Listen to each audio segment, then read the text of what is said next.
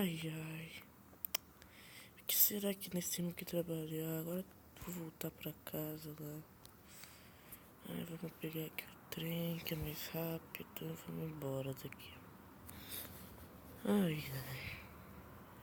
Não vejo a hora de chegar em casa. Tô cansado dessa minha vida. Eu queria, tipo, ser igual o Indiana Jones.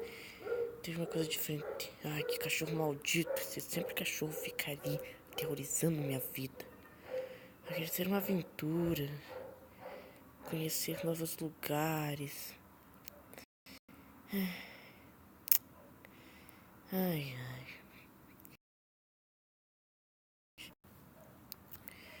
Ai, ai. Ai, ai.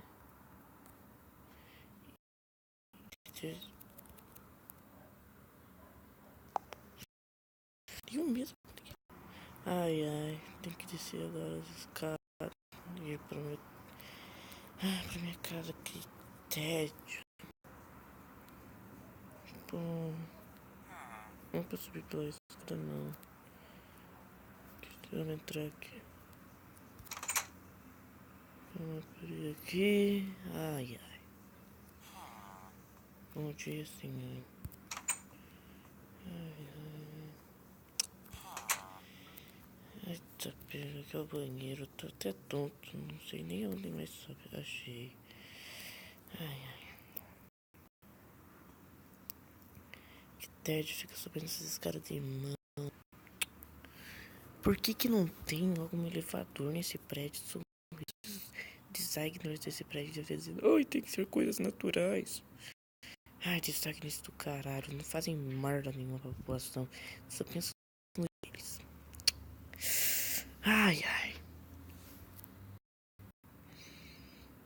Chega em casa. Eu não sei. Acho que chegou a minha hora. Tá na hora de eu morrer. Cheguei finalmente em casa.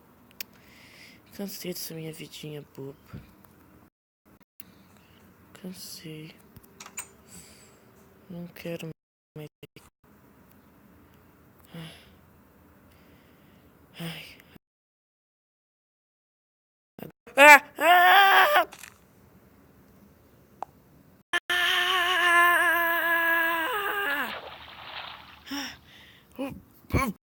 Para afogando. Ai. Ah, para. Ah. Ah. Ah.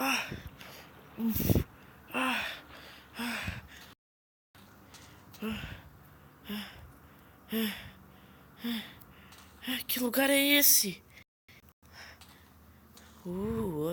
Que lugar é esse? O que aconteceu comigo? Que lugar é esse? Ah, meu Deus! O que aconteceu aqui? Ai.